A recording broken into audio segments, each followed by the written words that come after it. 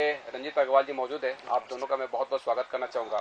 और सबसे पहले मैं करण सराफ के पास चलना चाहूँगा। डॉक्टर करण, अगर समझा जाए, किडनी एक ऐसी बीमारी है जो साइलेंट किलर के तौर पर इसे समझा जाता है। लोग समझ नहीं पाते कि इसके लक्षण क्या होते हैं। तो पहले तो किडनी से संबंधित कोई बीमारी हो जाए तो इसके लक्षण को हम कैसे समझेंगे? जी नमस्ते।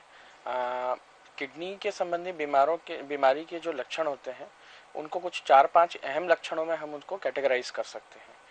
सबसे पहले अगर हम बात करें तो जो सबसे अहम लक्षण जिसमें मरीज को हम देखते हैं कि भाई ये इसको किडनी की बीमारी हो सकती है, तो वो शरीर में सूजन आने की समस्या सबसे अहम होती है, जिसमें पैरों में सूजन आना, चेहरे में सूजन आना ज़्यादा अहम माना जाता है। इसके अलावा पेशाब में कमी आना समय के साथ ये भी एक बहुत अहम लक्षण देखा जाता है।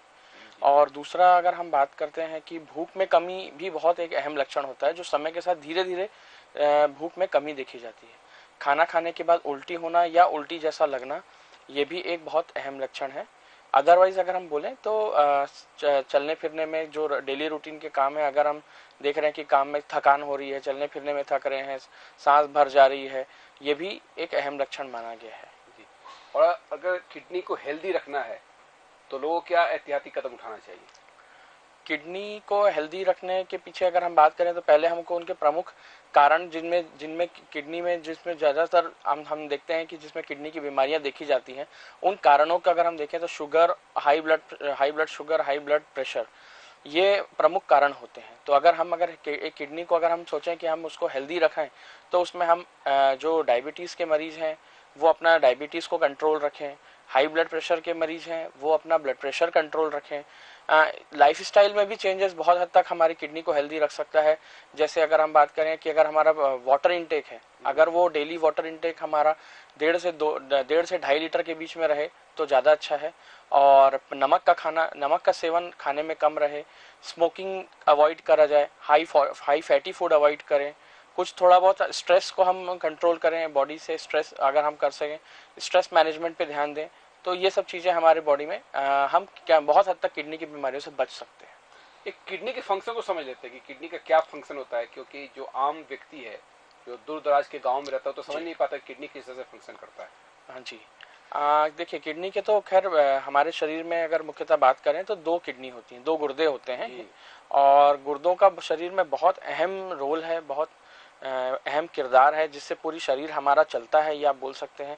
सबसे बॉडी अगर आप देखें तो हमारे अगर किडनी का सबसे अहम फंक्शन बात करें तो किडनी फिल्टर करना, हमारी बॉडी में जितने भी वेस्ट प्रोडक्ट जनरेट होते हैं उसका फिल्ट्रेशन करके यूरिन में बहाना, यूरिन में एक्सक्रीट करना। तो यूरिन बनाना, यूरिन में वेस्ट प्रोडक्ट्स बहाना, एक्सक्रीट करना। दूसरा, हमारे बॉडी में बहुत सारे 2 तरह के हार्मोन्स रिलीज करती है किडनी। एक तो बहुत महत्वपूर्ण है जो हमारे खून बनाता है शरीर में, जिसे हम एरिथ्रोपोइटीन बोलते हैं, वो किडनी के द्वारा ही सिक्रीट होते हैं। और एक विटामिन डी जो हमारे हड्डियों के लिए मजबूत करने के लिए जरूरी होते हैं। और अदरवाइज हम देखें तो और भी काम है। हमारा ब्लड प्रेशर कंट्रोल करने में सबसे अहम रोल किडनी का ही है। हमारे बॉडी में एसिड बेस का बैलेंस, इलेक्ट्रोलाइट्स का, जिसमें सोडियम पोटेशियम मुख्यतः बहुत इंपॉर्टेंट है, जिससे कई तरह के हमारे को लक्षण दिख सकते हैं शरीर में, वो किडनी का ही फंक्शन है जिसको वो कंट्रोल करके रखती है। जी, रंजीत अग्रवाल जी। धन्यवाद डॉक्टर करण जी।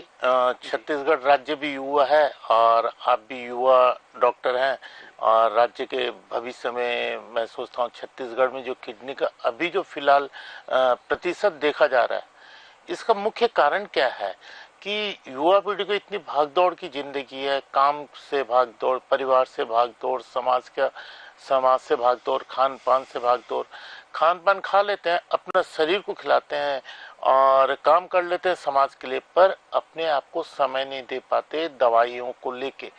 तो इसका क्या उपाय है? जी, जैसे कि आपने पूछा कि डेली रूटीन और अपने व्यस्तता के वजह से लोग जो अपनी एक्टिव हेल्थ लाइफ होती है, हेल्दी लाइफ होती है, एक्टिव लाइफस्टाइल जो जीने की पद्धति होती है, बहुत हद तक वो भी फॉलो नहीं कर पाते हैं। उसमें जैसे कि अभी हमने डिस्कस किया कि किडनी से बीमारियों से बचने के लिए अगर हम एक हेल्दी लाइफस्टाइल जिए तो हम बहुत हद तक किडनी की बीमारियों से बच सकते हैं, जिसमें मुख्यतः पानी पीना, नमक का कम सेवन करना, शुगर कंट्रोल करना, बीपी कंट्रोल करना, स्ट्रेस मैनेजमेंट जो मैंने आपको बताया। तो ये बहुत हद तक जब हम एक्टिव लाइफ में रहते हैं, प्रोफेशनल लाइफ में, तो बहुत हद तक नहीं हो पाती हैं, जो कंट्रोल कहीं ना कहीं ये भी एक कारण बनती हैं।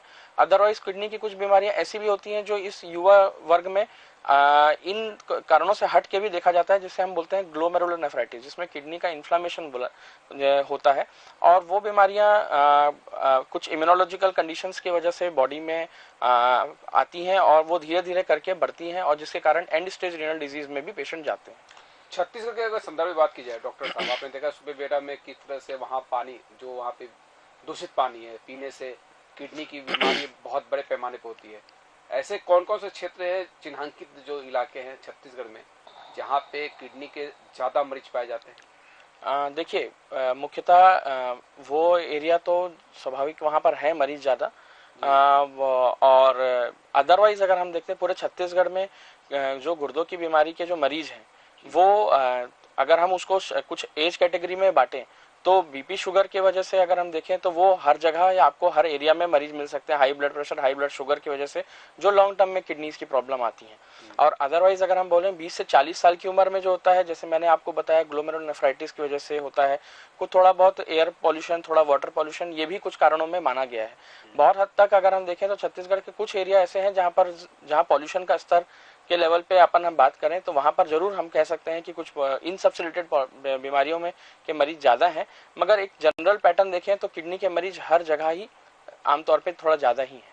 जी रंजीत जी।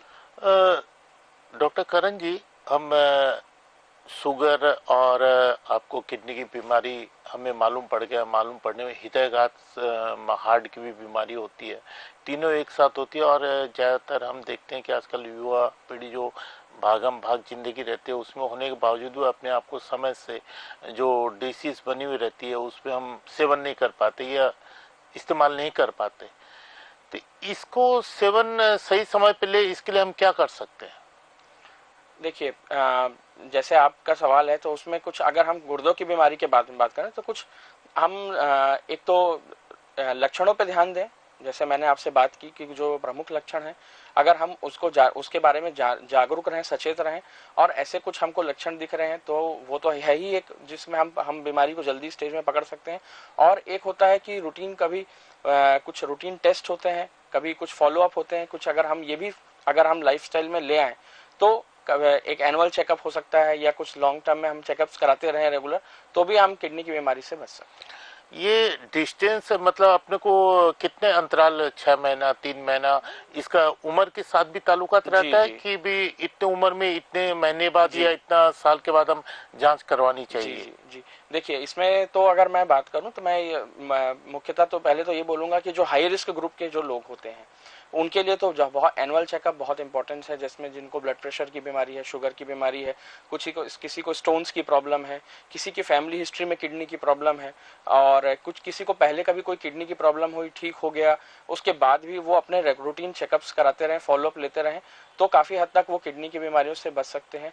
अगर मैं प्रमुख टेस्ट की बात करूं तो ब्लड में सीरम क्रिएटिनिन का एक छोटा सा जांच है, यूरिन रूटीन एंड माइक्रोस्कोपी, ये दो जांच भी अगर हम करा लें तो बहुत हद तक हम किडनी की बीमारी को पकड़ सकते हैं और उसको हम ठीक कर सकते हैं। ये डॉक्टर करण जी, एक चीज़ मैं अनुभव किया, जिस मरीज को किडनी की समस्या हो और उसकी वजह कि कैंसर भी हो जाता है, हम देखते हैं कि कैंसर भी हो गया, कैंसर कब मालूम पड़ता है हमें? दूसरे या तीसरे स्टेज पे मालूम पड़ता है।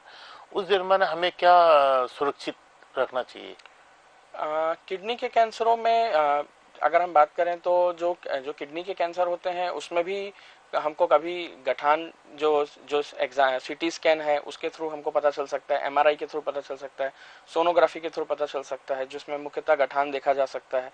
अगर ये हमको मिलता है तो हम हमारे साथ किडनी के जो यूरोलॉजिस्ट होते हैं उनसे भी हम संपर्क करें, परामर्श लें, और इस तरह से हम उसको इलाज कर सकते हैं। तो अमूमन ये देखा गया है कि जो शुगर की समस्या रहती है उनके ऑपरेशन करने में हमें थोड़ा सा समझ के आगे चलना पड़ता है।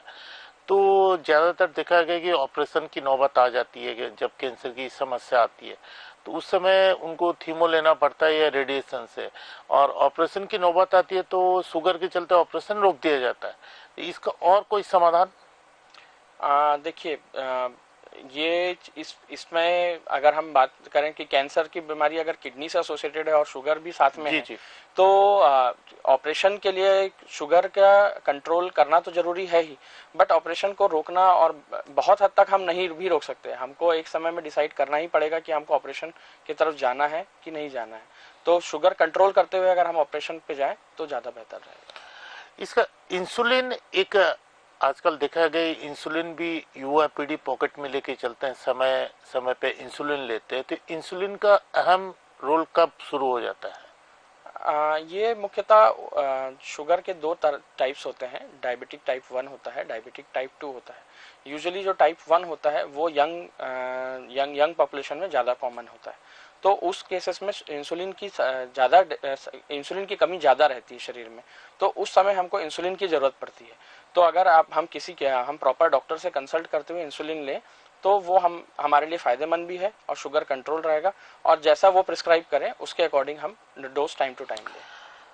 डॉक्टर करण जी, अभी अमूमन आजकल देखा गया कि बड़े बड़े होर्डिंग लगते हुए 300-400 में पूरी बॉडी जांच हो जाएगी, पूरी मूत्र रोग की जांच हो जाएगी, पूरी किडनी की जांच हो जाएगी। ये कहाँ तक ये एक भ्रम का जाल आम जनता के बीच में नहीं फैल रहा है? इस पे तो मैं यही बोल पाऊंगा कि अगर हम सही तरीके से किसी ऑथराइज्ड कंसेंटर पे रहें और टेस्ट कराएं तो बेटर है, और बाकी रेट्स के ऊपर तो मैं भी बहुत ज़्यादा उसमें कमेंट नहीं कर पाऊंगा। मतलब आपका कहना है कि भ्रम जाल में नहीं फैलना चाहिए, हमें जो प्रशिक्षित डॉक्टर है, जो अनुभवी डॉक्टर, उनसे ही हमें सलाह लेनी चाहिए। जी गांधी जी। जी डॉक्टर साहब, एक बात मैं समझना चाहूँगा। अमूमन पानी को लेकर कहा यह जाता है कि किडनी को अगर हेल्दी रखना है तो 6 लीटर पानी पीना चाहिए, या पानी कब पीना चाहिए। तो ये आप हमारे दर्शकों को बताएं कि पानी कितने मात्रा में हर रोज लेनी चाहिए और कब कब लेनी चाहिए। देखिए, पानी तो जैसा कि अभी मैंने आपको बताया ही था कि हेल्दी लाइफस्टाइल और किडनी डिजीज के लिए तो पानी का बहुत इंपॉर्टेंट रोल है। एक ऑन एन एवरेज अगर हम बात करें तो 1.5 से 2.5 लीटर के बीच हर नॉर्मल इंसान को पानी लेना ही चाहिए। बट ये भी देखा गया है कि कुछ लोग हैवी वर्क करते हैं, कुछ मजदूर लोग होते हैं, और जो दिन का डेली एक्टिविटी ज़्यादा है, तो उनके बॉडी में पानी की रिक्वायरमेंट ज़्यादा आएगी। तो उस हिसाब से अगर वो 3 से 4 लीटर तक पानी का भी सेवन करें तो वो उनके गुर्दों के लिए तो अच्छा माना जाएगा। मगर कुछ ऐसे भी लोग होते हैं जिनका हैवी वर्क नहीं होता है, जो ऑफिस वाले होते हैं, वो अगर 1.5 लीटर या 1.5 से 2 लीटर भी मेंटेन करते हैं तो भी वो उनके लिए बहुत सही है। कब कब लेना चाहिए, क्योंकि कहा जाता है खाने के घंटे बाद लेना चाहिए। देखिए वो जी आपने अच्छा सवाल किया, बट अगर हम गुर्दों के एस्पेक्ट पे बात करते हैं तो उससे बहुत ज़्यादा फर्क नहीं पड़ता कि हम कब ले रहे हैं। अगर हमारा ओवरऑल 24 घंटे में 1.5 से 2.5 लीटर पानी जा रहा है तो वो हमारे गुर्दों के लिए तो हमेशा स्वास्थ्यवर्धक रहेगा। जी रंजीत जी। डॉक्टर करण जी, ये हम फिर से मैं कैंसर के शब्द आ रहा हूँ। कैंसर हम जो देखने किडनी में होने का मूल कारण क्या है कैंसर? कुछ तो हम ये भी बोल सकते हैं कि स्मोकिंग बहुत बड़ा कारण है, और कुछ केमिकल्स की वजह से भी हो सकता है जो देखा गया है। कुछ जेनेटिक्स भी होते हैं, तो ये 2-3 मुख्य कारण देखा गया है। नहीं, जेनेटिक होते क्या किडनी के? जी जी जी जी, बिल्कुल बिल्कुल। जेनेटिक में अगर किसी को फादर को स्टोन हो तो क्या बच्चे को भी स्टोन होना लाजमी है? हाँ, ऐसी भी कोई बीमारियां होती हैं जो इसमें स्टोन की बीमारियां भी फैमिली में रन करती हैं, जिसमें एक फैमिली में अगर फादर को है तो बेटे को भी हो सकता है, और उसके फिर आगे भी जनरेशन में वो। तो स्टोन कैसे जनरेट होता है, क्यों जनरेट होता है, ये भी इस पर भी थोड़ा सा रेखांकित करें। देखिए, स्टोन का जनरेट होने के कुछ मुख्य कारण होता है, जैसे कि पानी की कमी अगर शरीर में होती है तो वो उसके लिए रिस्क फैक्टर बन जाता है। नमक बहुत अत्यधिक मात्रा में खाना भी हमारे लिए एक रिस्क फैक्टर बन जाता है। मोटापा बहुत बड़ा एक रिस्क फैक्टर होता है। High sugar, high salty food जैसे मैंने बताया, ये बहुत बड़ा रिस्क फैक्टर होता है। एनिमल मीट भी बहुत बड़ा रिस्क फैक्टर होता है। ये सब कारण बनते हैं जिसमें पेशेंट्स को स्टोन की प्रॉब्लम डेवलप हो सकती है। नमक किस तरह का इस्तेमाल करना चाहिए? कई बार कहा जाता है कि रॉक सॉल्ट इस्तेमाल करना चाहिए। आजकल जो प्रोसेस करके जो नमक बनाया जा रहा है, जो जिसमें काफी वाइटनेस रहता है, केमिकल इस्तेमाल किया जाता है जी, तो इस पर भी थोड़ा सा प्रकाश डालें।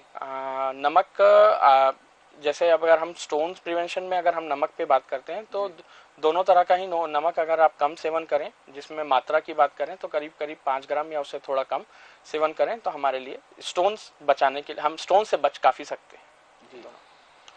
डॉक्टर करण जी, ये आप छत्तीसगढ़ के रहने वाले हैं और बहुत सौभाग्य की बात है, गोल्ड मेडलिस्ट भी है, अनुभव भी है आपको। तो छत्तीसगढ़ में जो शहर की हम देखें और गांव की तरफ देखें, गांव वाले जब हम फेस करते हैं तो उनको ये समझ में नहीं आता हमें किडनी की समस्या हो गई है। तो गांव वालों को समझाने में उनको थोड़ी सी तकलीफ आती है। तो आदिवासी क्षेत्र और ग्रामीण क्षेत्र में किडनी की समस्या कब लेके आते हैं, जब हमें बहुत स्थिति जो आ जाती है, बिगड़ गई होती है। जी। इसमें सवाल मैं ये भी करना चाहूंगा, क्योंकि काफी लेट लतीफी हो जाती है किडनी बीमारी को ट्रेस करने में। लोग समझ ही नहीं पाते कि वो किडनी की बीमारी से ग्रसित है। शहर वाले तो समझ जाते हैं, पर ग्रामीण क्षेत्रों में और आदिवासी क्षेत्रों में किडनी की जो समस्या रहती है वो जब आते हैं तब तक बहुत देर हो चुकी है। तो इसके लिए हमें और क्या कर सकते हैं? अच्छा, जैसे आपने बोला कि ये बिल्कुल सही बात है कि ग्रामीण क्षेत्र और शहरी क्षेत्र दोनों में ही ये देखा जा गया है कि जब बीमारी आगे बढ़ जाती है तो मरीज हमारे पास पहुंचता है। मगर मुख्यतः अगर हम बात करें तो किडनी की बीमारियों में एक जनरल ये बातें कही भी जाती हैं कि लक्षण भी गुर्दे की बीमारियों में दिखते भी तभी हैं जब गुर्दे करीब 60 से 70% अफेक्ट हो जाते हैं, तो ही हमको लक्षण दिखने लगते हैं। मगर शहर के लोगों में ये देखा गया है कि उनमें थोड़ी जागरूकता गांव के लोगों में से थोड़ी ज्यादा रहती है, तो इन लक्षणों के बारे में ध्यान देके वो बिल्कुल परामर्श की तरफ बिल्कुल परामर्छ लेते हैं। मगर गांव वाले कभी कभी अपनी इन सब चीजों में परामर्श नहीं ले पाते हैं या बहुत देरी कर देते हैं, जिसके कारण उनकी बीमारी बढ़ जाती है। वो झोले छाप डॉक्टर के चक्कर में पड़ जाते हैं, एंटीबायोटिक ले लेते हैं, बाजार से जो दवा खरीद के कई बार लोग इस्तेमाल कर लेते हैं, पेन किलर इस टाइप का, तो इससे किडनी पर फर्क पड़ता है। जी बिल्कुल, बहुत ज़्यादा फर्क पड़ता है। पेन किलर्स, अगर हम दवाइयों की बात करें तो सबसे प्रमुख कारण है जिसमें दवाइयों जिससे किडनी में खराबी आती है तो वो पेन किलर्स ही हैं। और पेन किलर्स अनरेगुलेटेड अनसुपरवाइज्ड तरीके से लोग ले लेते हैं और ओवर द काउंटर भी लोग आराम से जाके ले लेते हैं, जो कि पूर्णतः गलत है। और कभी भी किसी को भी कोई भी कहीं भी बॉडी पेन हो या किसी भी तरह का पेन हो तो वो डॉक्टर की निगरानी में रहते हुए ही कोई भी दर्द की दवाई लें, जिससे वो स्वस्थ भी रहे और उनके गुर्दे भी स्वस्थ रहें। डॉक्टर करण जी, ये जैसे किडनी की समस्या आ गई और अपने आप को समय नहीं दे पा रहे हैं, खान पान पे सही समय पे खान पान नहीं कर पा रहे, तो कहीं ना कहीं डाइटिशियन जो रहते हैं उनसे सुझाव लेना। जी बिल्कुल लेना चाहिए, क्योंकि गुर्दों की बीमारी में डाइट का एक बहुत अहम रोल है, जिसमें हमको एक डाइटिशियन के संपर्क में जरूर रहना चाहिए और एक जनरल नॉलेज होना चाहिए कि हमके क्या नहीं खाना है और क्या खाना है और सही मात्रा में जो लेना है उसके बारे में जरूर नॉलेज होना चाहिए। गांधी जी, लाइफ स्टाइल किस तरह से रखना चाहिए? अगर हम पेशेंट की बात करें, जब पेशेंट को दो तरह से हम बात कर सकते हैं। एक तो प्रिवेंटिव लाइफस्टाइल, जो कि मैंने आपको बता ही दिया कि बचने के लिए हम क्या क्या कर सकते हैं। अब किसी को किडनी की प्रॉब्लम्स आ ही गई हैं, किडनी के बारे में पता चल गया है कि उनका क्रिएटिनिन का लेवल बढ़ा हुआ है और वो अभी तो जैसे कि हम बताएं कि फिर वहाँ डाइट का बहुत इंपॉर्टेंट रोल है। प्रोटीन रिस्ट्रिक्टेड डाइट लेना जरूरी है, पोटेशियम रिस्ट्रिक्टेड डाइट लेना बहुत जरूरी है।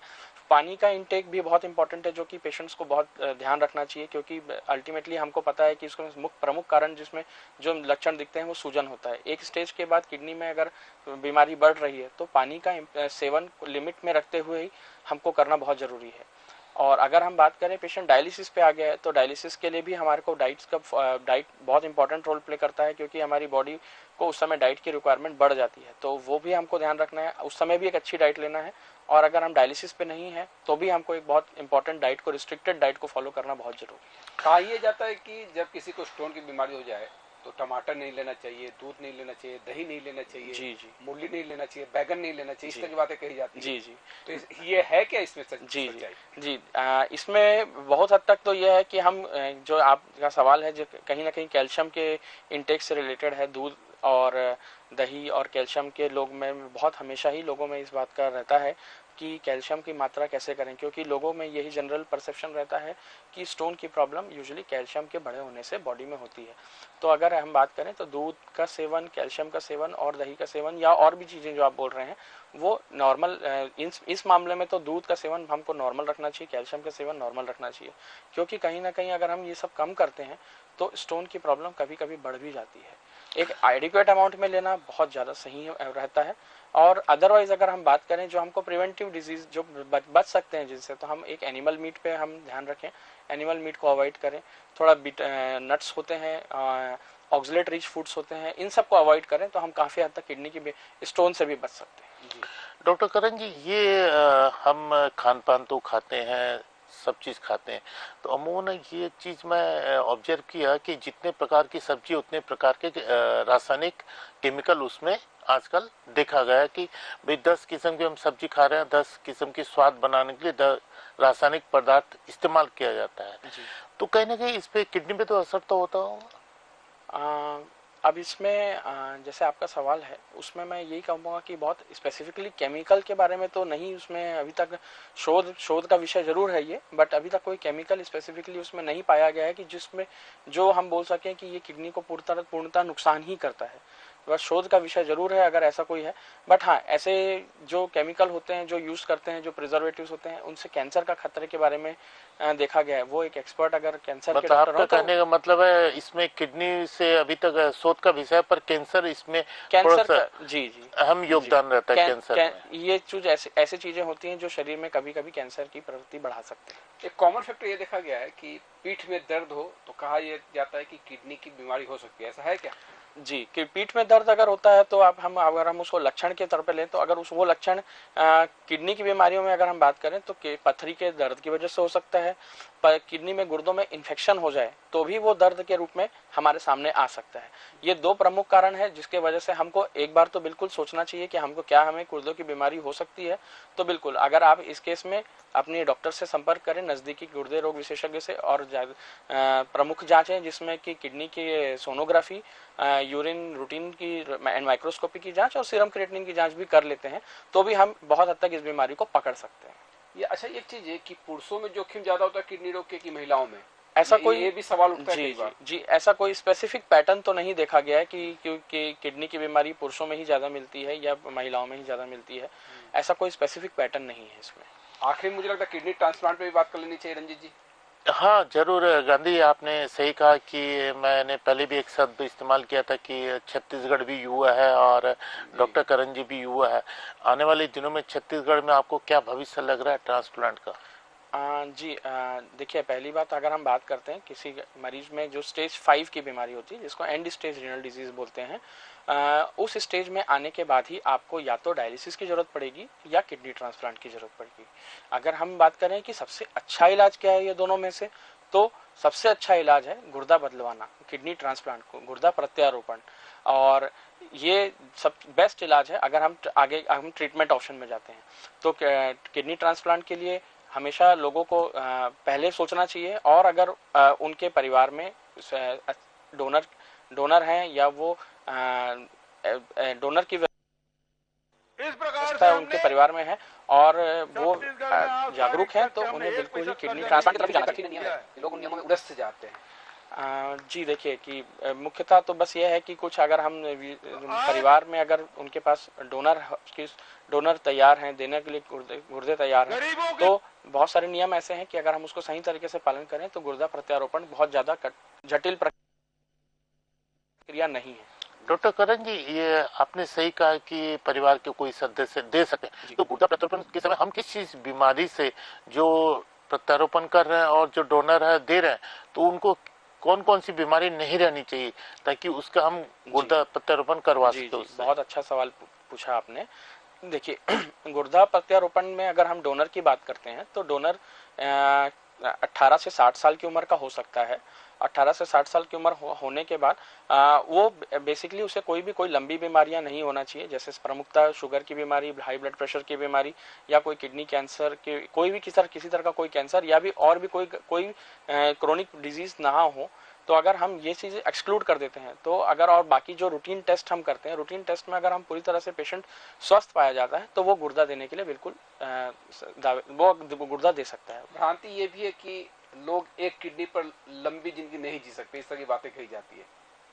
देखिए ये बात से तो मैं सहमत नहीं हूँ, क्योंकि बहुत सारे बच्चे, मैंने भ्रांति कहा ना पहले। जी क्योंकि बहुत सारे लोग बच्चे तो जन्म से ही जो पैदा होते हैं उनको कई लोगों को तो एक ही गुर्दा होता है और वो अपना जीवन पूर्णतः नॉर्मल जीवन जीते रहते हैं और उनको पता भी नहीं रहता है कि कभी उनके गुर्दे सिर्फ एक हैं। जब वो कभी टेस्ट कराते हैं, सोनोग्राफी कराते हैं, कभी कोई छोटे से पेट दर्द हो गया या कुछ ऐसा हो गया, तभी कभी उनको ज्ञात होता है कि उनका गुर्दा एक ही गुर्दा है।